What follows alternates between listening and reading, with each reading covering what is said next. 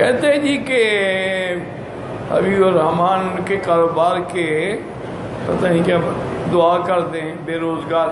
بھئی بے روزگار ہو تو اللہ نے وعدہ کیا ہوا ہے کہ اللہ کا وعدہ ہے کہ ما من دابۃ فی الارض الا علی اللہ رزقها. زمین پہ کوئی بھی چلنے والی جاندار چیز کے رزق کا ذمہ دار اللہ ہے. آپ اتنا مہربانی کریں کہ من یتق اللہ یجعل لہ مخرجا.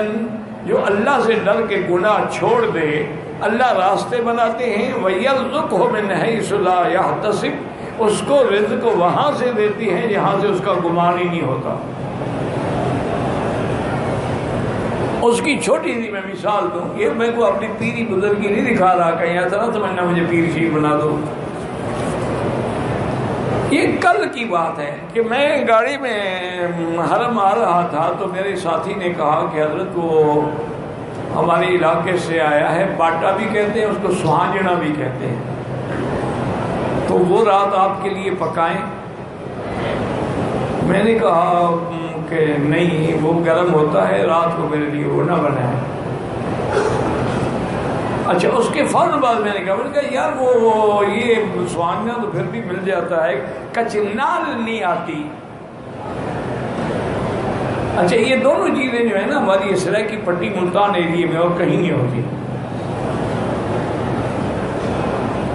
تو اس نے کہا کہ جی انشاءاللہ ابھی دیکھتے ہیں کوئی بندے ملتان سے آنے والے ہیں تو ان کے دن میں لگائیں گے کہ وہ آپ کے لیے کچنال لے آئیں.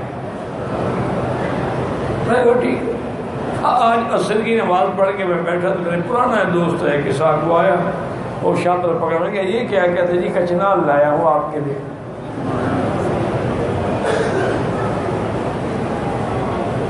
بھئی کب آئے ہو؟ انہوں نے کہا جی میں سیدھا ایئرپورٹ ادھر ہی آ رہا ہوں کہ کچنال خراب نہ ہو جائے, اس نے ہاتھ میں پکڑی ہوئی ہے.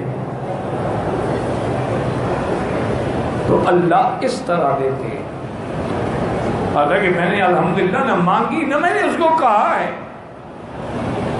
لیکن جب اللہ پر یقین کامل ہو تو اللہ فرماتے چلو میرے بندے کے منہ سے نکل گیا تو سچا کر دو اس کو. تو اس لیے دو باتیں یاد رکھیں. ایک گناہ چھوڑ دو. جب تک گناہوں میں رہو گے کبھی نہ اطمینان قلب ہوگا نہ رزق حلال ہوگا. اور ہمیشہ دیکھو نا, آگ ہو آگ پر پیٹرول ڈالو آگ بڑھے گی, کم تو نہیں ہوگی نا. یہ آپ کا جو حسینوں سے عشق بازی ہے نا اس سے آگ بڑھتی ہے, ٹھنڈی نہیں ہوتی. پیشاب سے کبھی کپڑا نہیں دھویا جاتا. آپ توبہ کریں, گناہ چھوڑ دیں اور استغفر اللہ الذی لا الہ الا هو الحی القیوم واتوب الیہ. یہ 2000 دفعہ روزانہ پڑھیں. ہر نماز کے بعد 2 تسبیح پڑھ لیں. مشکل کیا ہے؟ انشاءاللہ آپ دیکھیں کہ آپ حیران ہو جائیں گے کہ رزق کہاں سے آئے.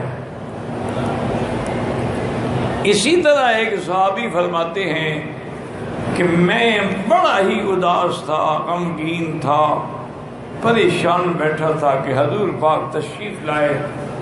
فرمایا کیا بات ہے, کیوں غمگین؟ انہوں نے کہا حضور ایک تو قرضہ بہت ہو گیا ہے اور وسائل رزق بھی نہیں رہے ہیں کہ میں کب آ کے قرض ادا کروں.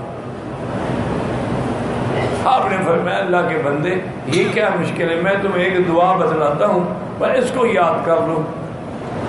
اللہم انی اعوذ بک من الہم والحزن واعوذ بک من العجز والکسل وَأَعُوذُ بِكَ مِنَ الْجُبْنِ وَالْبُخْلِ وَأَعُوذُ بِكَ مِنْ غَلْبَةِ الدَّيْنِ وَقَهْرِ الرِّجَالِ.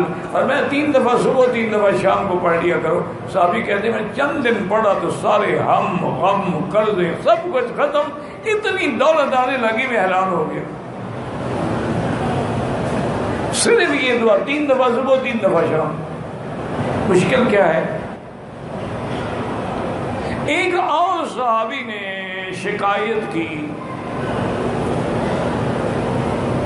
تو انہوں نے کہا حضور میرا کاروبار تباہ اور جو کاروبار کرتا ہوں برکت نہیں ہوتی.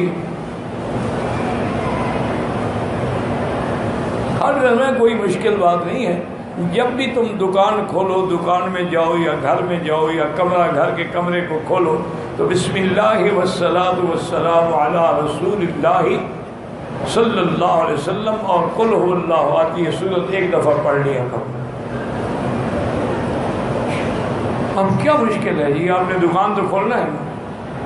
گھر جاؤ گے، کمرہ بھی تو آخر کھولو گے، بیڈ روم کھولو گے، ڈرائنگ روم کھولو گے، کہیں بیٹھو گے، ایک دفعہ سورت اخلاص پڑھنے کی کیا مشکل ہے؟ اور صلاۃ والسلام تو حضور پہ ہر مسلمان قلب دروشی پڑھتا ہے. اس نے کہا جی اللہ نے میرے رزق میں ایسے برکتیں ڈالی کہ میں مٹی کو ہاتھ لگاتا تھا اور سونا بن جاتا. وہی رزق تو مل سکتا ہے لیکن تم نہ لینا چاہو تو تمہاری مرضی. تم کہتے ہو کہ میں عقل سے کماؤں، انما اوتیتہ علی علم عندی. تو قارون نے کہا تھا، نتیجہ کیا نکلا؟ فخسفنا بہ وبدارہ الارض. اللہ نے فرمایا اس کو بھی، اس کی جائیداد کو بھی زمین میں دھنسا دو. حضور نے فرمایا یتجلجل بہا الی یوم القیامہ، ایسے دھنسا جائے گا قیامت تک زمین. وہ کہتا تھا میرے پاس علم ہے، میں نے ایسے دولت کمائی، خدا نے مجھے تھوڑی دی. جیسے آج کل لوگ کہتے ہیں یار تم غریب ہو، تم جانتے کیوں نہیں، ان پہ ٹرک ہی نہیں آتے کمانے کے.